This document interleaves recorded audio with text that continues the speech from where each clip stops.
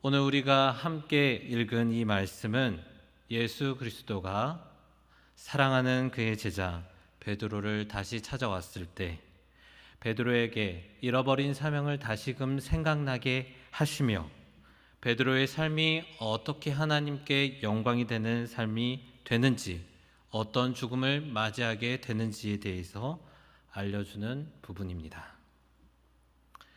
이 부분을 우리가 살펴볼 때는 예수 그리스도를 부인했던 베드로의 마음, 그리고 이 베드로를 찾아가셨던 예수 그리스도의 마음을 한번 살펴봐야 됩니다. 예수 그리스도께서 로마의 군병들에게 끌려가셨던 그날 밤, 숯불이 피워져 있는 가야바의 뜰 앞에서 베드로는 예수 그리스도를 모른다고 3번이나 부인했습니다. 이 베드로는 예수 그리스도의 부활을 마주했지만 예수님 앞에 나는 감히 설 수 없습니다 라고 하며 주님을 2번이나 만났지만, 부활하신 예수님을 2번이나 만났지만 그는 다른 제자들에게 이렇게 얘기합니다. 나는 예수 그리스도를 따랐던 내 삶을 다 청산하고 나는 고기 잡으러 가겠다. 이 베드로의 말에 예수 그리스도를 배반했던 제자들은 나도 같이 갈게 라고 하며 예수 그리스도를 떠나 갈릴리 호수로 갑니다. 베드로를 쫓아서 물고기를 잡으러 갑니다. 이런 베드로의 연약한 마음을 아시는 예수 그리스도는 베드로를 찾아가 주십니다. 실족하고 넘어지고 다시 일어날 힘이 없는 이 베드로를 회복시키기 위해서 예수 그리스도는 갈릴리 호숫가에, 디베라 호숫가에서 제자들을 기다리십니다. 밤새 물고기를 잡고 배고파하고 있는 그 제자들을 위해서 숯불을 피워놔두고 그곳에 떡과 고기를 구워놓고 기다리고 계셨습니다. 이렇게 숯불로 떡과 물고기를 차려놓고 예수 그리스도가 기다리고 있었을 때 제자들이 예수님을 알아보고 찾아옵니다. 예수님은 그 제자들에게 맛있는 아침밥을 차려주십니다. 그러고 난 다음 이 밥을 다 먹은 제자들에게, 특히 베드로에게 이렇게 묻습니다. 베드로야, 내가 나를 사랑하느냐? 베드로는 그런 예수 그리스도 앞에 이렇게 고백합니다. 예수님, 제가 예수님 사랑합니다. 예수님, 제가 예수님 사랑하는 것 주님께서 아시지요? 라고 3번 고백합니다. 예수 그리스도는 그런 베드로에게 이렇게 말씀하십니다. 내 양을 치라, 내 양을 먹이라. 이 예수 그리스도의 대답으로 인해 베드로는 회복이 됩니다. 그리고 이런 베드로에게 예수님께서는 오늘의 말씀을 통해 새로운 사명을 베드로의 마음 가운데 심어 주십니다. 베드로야, 내가 어떻게 하나님 앞에 영광이 될지 알려주노라 라고 하는 오늘 이 말씀입니다. 요한복음 21장 18절의 말씀, 내가 진실로 진실로 내게 이르노니 내가 젊어서는 스스로 띠뛰고 원하는 곳으로 다녔거니와 늙어서는 내 팔을 벌리리니 남이 내게 띠띠우고 원하지 아니하는 곳으로 데려가리라. 아멘. 오늘 말씀, 이 18절의 말씀을 읽을 때 말씀 이후에 있는 19절에 어떠한 죽음으로라는 이 단어 때문에 우리가 이 말씀을 잘못 이해하고 있는 부분이 있습니다. 베드로가 하나님 앞에서 어떤 삶을 살았는지 18절에는 총체적으로 나오고 있습니다.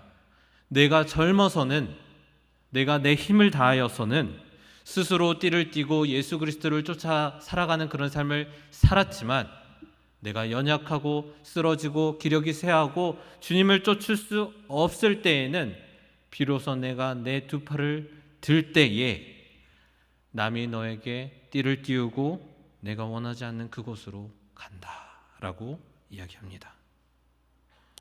그리고 그것이 바로 베드로의 죽음의 모습이라고 이야기합니다.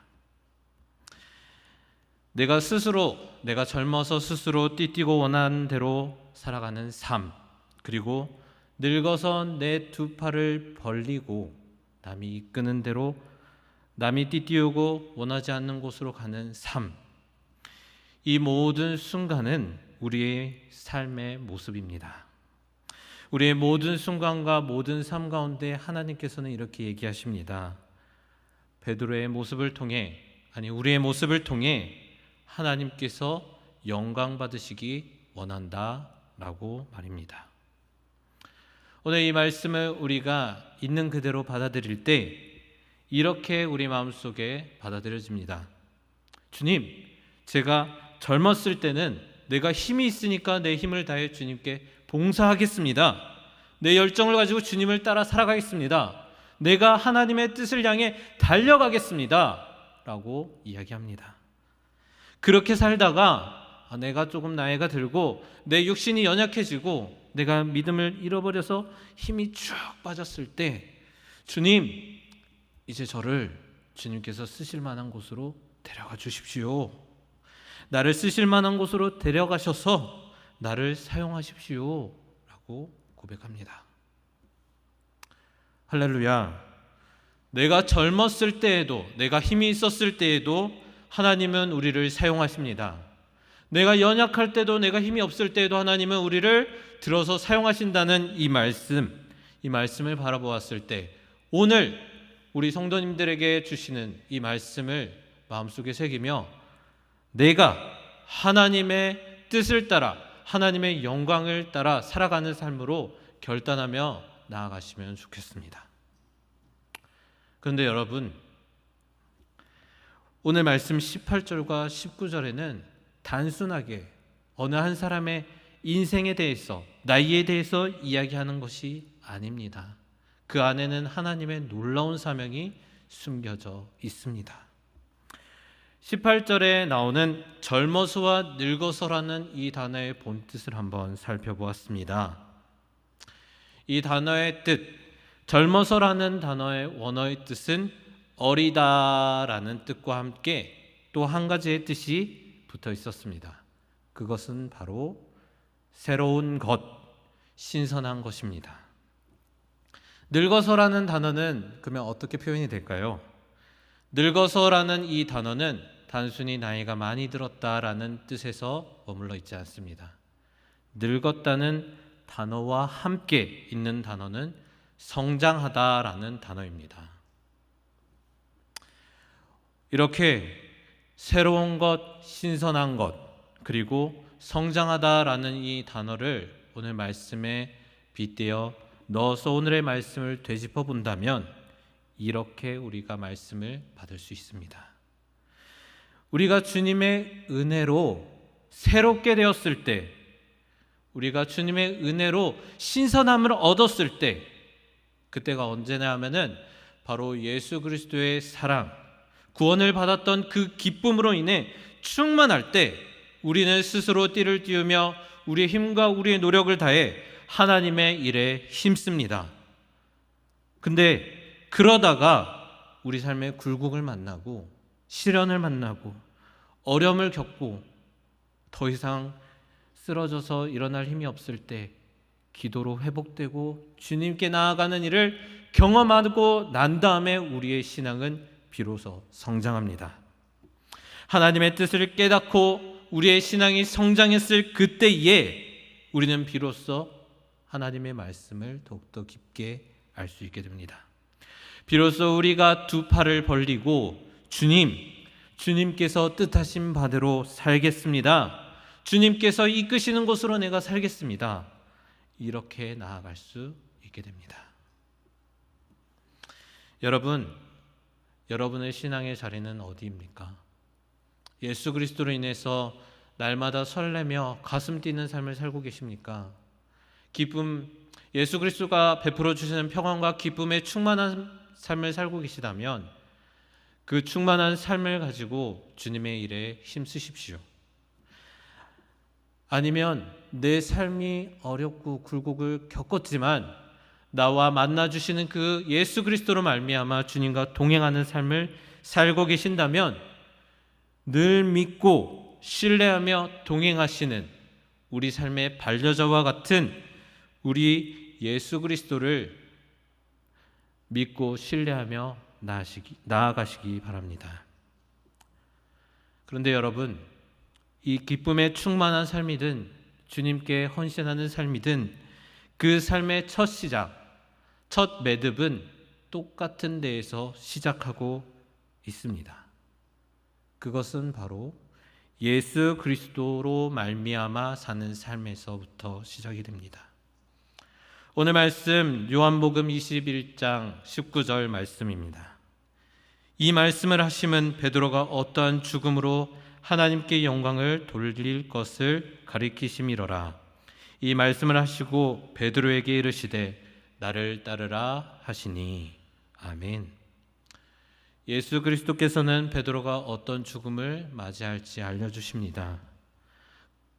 너희 죽음을 통해 너희 삶을 통해 하나님께서 영광을 받으신다라는 것도 알려주십니다.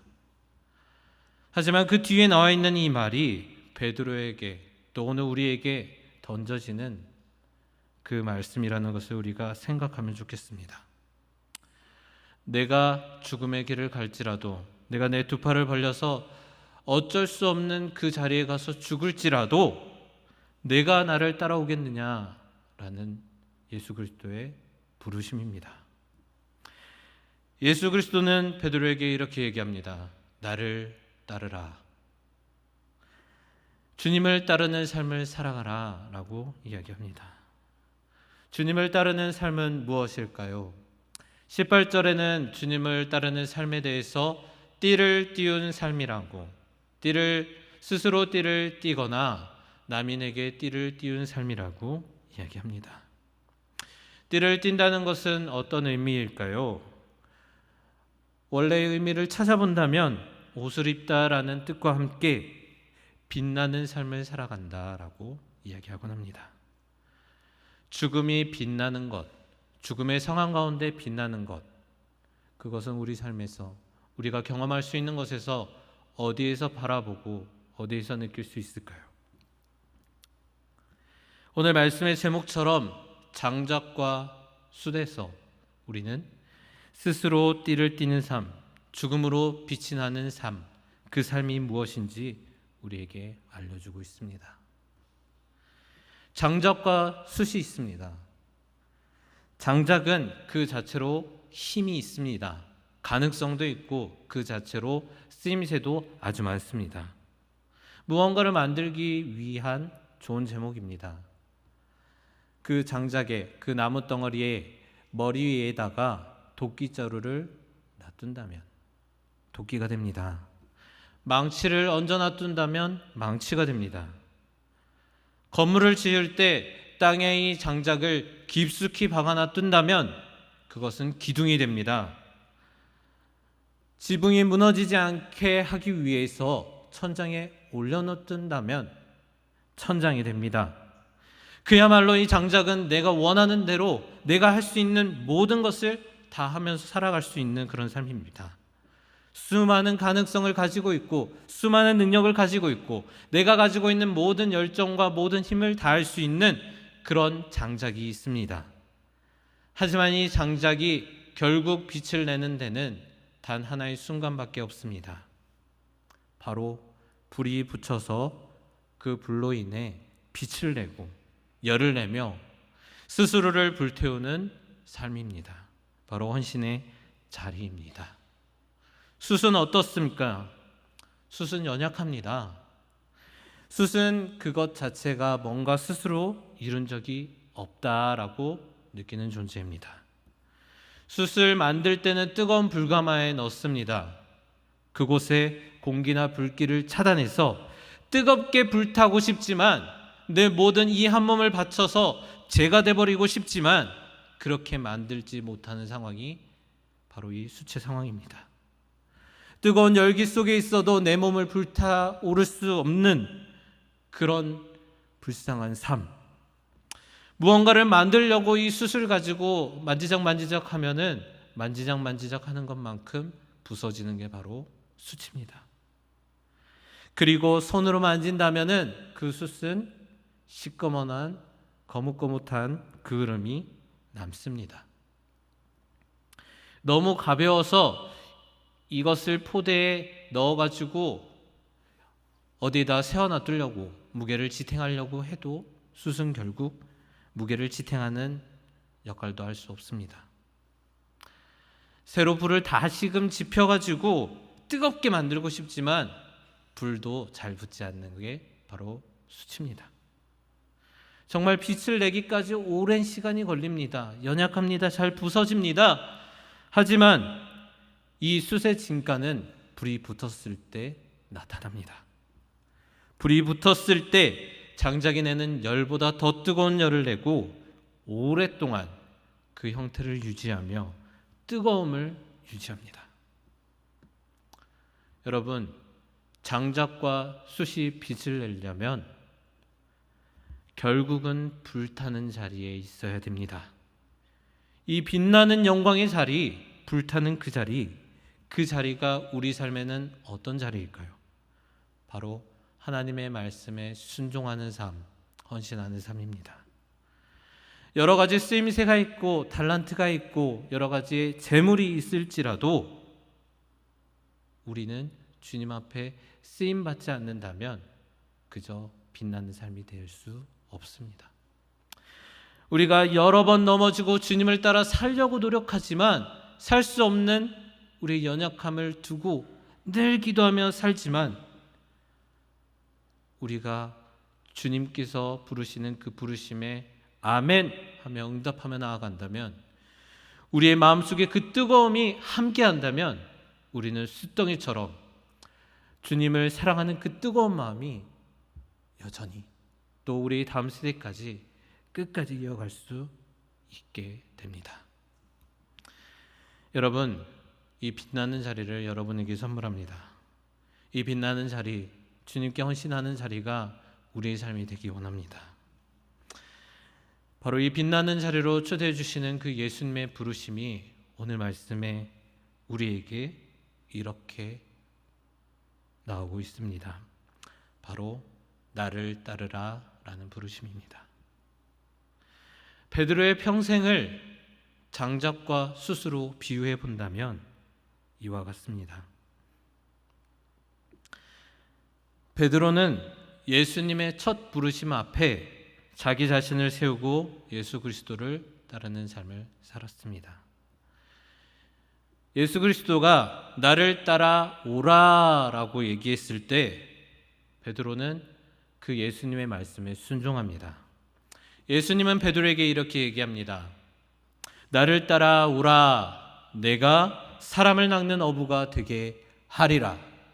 그 말씀을 하셨을 때 베드로는 따라오라, 내가 무엇이 되겠다 하는 이 말씀을 듣고 스스로의 발걸음을 가지고 주님을 따릅니다.